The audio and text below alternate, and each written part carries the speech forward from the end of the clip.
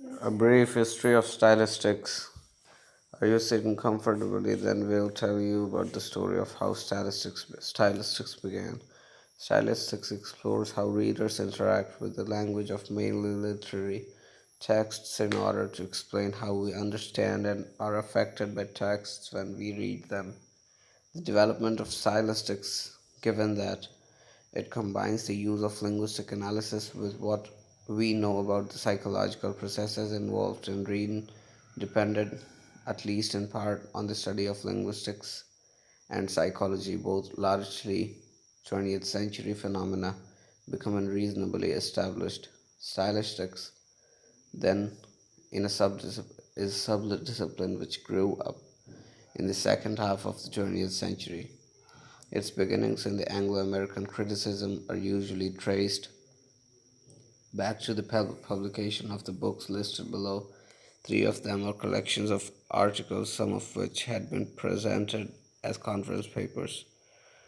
Fowler Roger, 1966, Essays on Style in Language, London Routledge and Kagan Paul. Freeman, Donald C. Freeman, 1971, Linguistics and Literary Style, New York. Holt, Reinhardt and Winston, Leach, Geoffrey Leach, A Linguistic Guide of English Poetry, London Longman, Sebeok, Thomas Sebeok, Style in Language, Cambridge, MIT Press.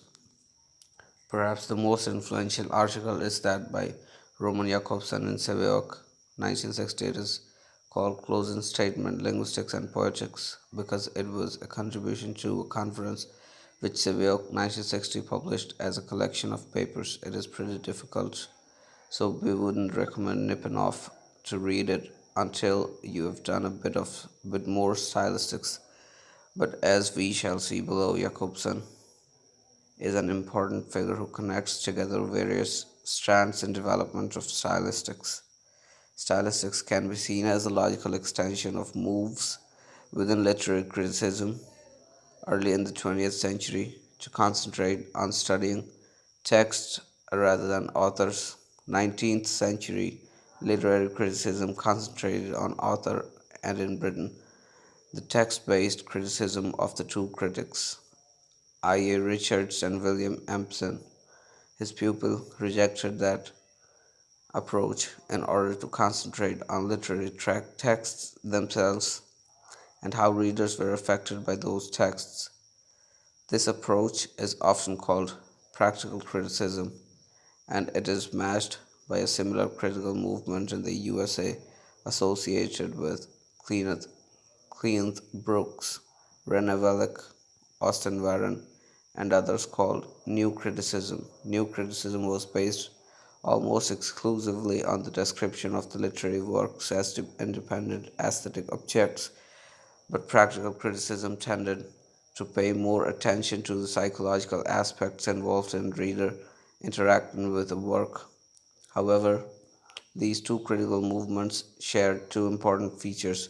First, an emphasis on the language of the text rather than its author, and second, an assumption that what criticism needed was accounts of important work of literature based on the intuitional reading outcomes of trained and aesthetically sensitive critics. These critics did not analyze the language of texts very much, but rather paid very close attention to the language of the texts when they read them and then described how they understood them and were affected by them nearly 100 years later. This approach is still very influential in schools and universities in the Western world and gives rise to the kind of critical essay where writers make a claim about what a text means and how it affects them, and then quote and perhaps discuss a textual sample to illustrate the view argued for. This could perhaps be called the claim and quote approach to literary criticism. In general terms, statisticians believe that claim and quote strategy is inadequate in arguing for a particular view of a text because, like the slip twixt cup and lip, there is often logical gaps between the claim and the quotation intended to support it. In other words, statisticians think that intuition is not enough and that we should analyze the text in detail and take careful account of what we know about how people read when arguing for particular views of the texts.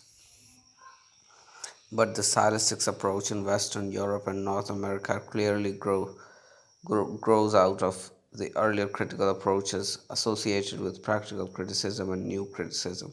Statisticians also use the same kind of approach on non literary texts.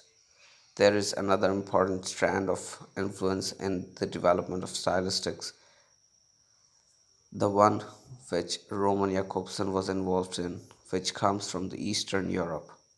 In the early years of the 20th century, the members of the formalist linguistic circle in Moscow, usually called the Russian formalists, like I.A. Richards, also rejected undue concentration on the author in literary criticism in favor of an approach which favored the analysis of the language of the text in relation to the psychological effects of that linguistic structure.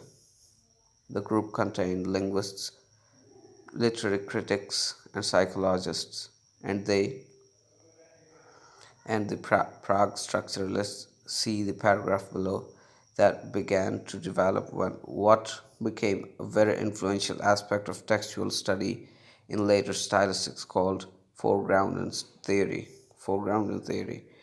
The view suggested that some parts of the text had more effect on readers than others in terms of interpretation because the textual parts were linguistically deviant or specially patterned in some way, thus making them psychologically salient or foregrounded for readers. The Russian formalists were, in effect, the first statisticians, but their work was not understood in the West because of the effects of the Russian Revolution in 1917. After the revolution, formalism fell out of favor, and in any case, academic communication between what became the Soviet Union and Western Europe and North America virtually ceased. Roman Jakobson became one of the most influential linguists of the 20th century, and the reason for his considerable influence on stylistics, in addition to his own academic brilliance, was because he linked various schools of linguistics together. He left Moscow at the time of the Russian Revolution and moved to Prague, where he became a member of Prague's structuralist circle, who were also very interested in the linguistic structure of texts and how they affected readers. Then, when Czechoslovakia also became communist, he moved to the USA. Rather, like a beneficial virus, he carried the approach which later became called stylistics with him and helped those who wanted to develop practical and new criticism in more precise analytical directions. The introduction in Chapter 2 of J. Doothwaite 2000 towards a linguistic theory of foregrounding. Edizioni dell'Orso Turin has a more detailed history of stylistics and the concept of foregrounding, a concept which is cornerstone of stylistic analysis. We have included two additional links for you. The first gives you a little background as to why stylistics is called stylistics. The second about whether stylistics is formalist. Why stylistics is called stylistics.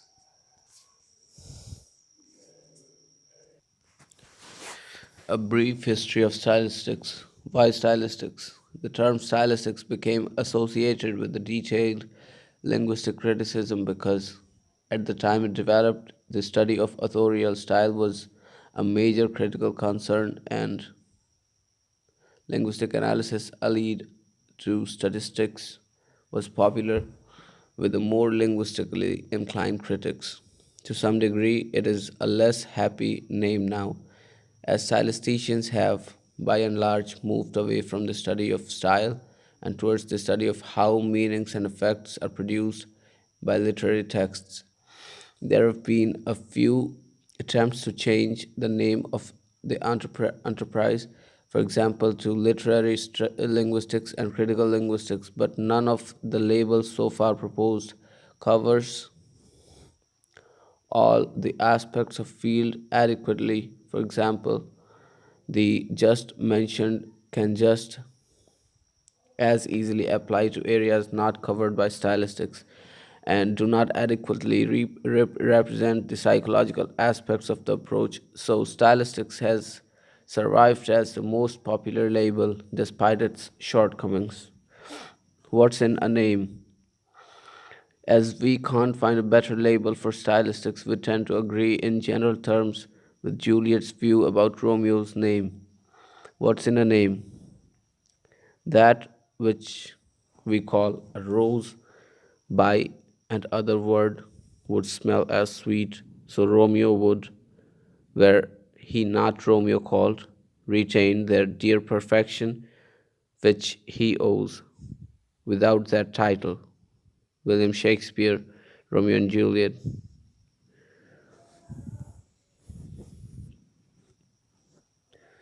A brief history of stylistics. Is stylistics formalist? In some modern literary criticism, formalist is often used almost as a term of abuse. Some critics accuse stylistics of being formalist and so inadequate to account for the variant responses of readers to texts, but is it certainly one of its historical roots is in the group called the Russian formalists, and one of its founding fathers, Roman Jakobson, tended to assume that all you had to do to account for a text was to analyze as completely as possible the details of its linguistic structure. But although, like the Russian formalists, the statisticians are concerned to describe the linguistic structure of literary texts precisely and in detail, they are also very interested in to that detail as foregrounding theory, amongst others, shows as you take part in the various sessions of this course, you might like to consider how formalist stylistics is and whether this is a this is a good or bad thing.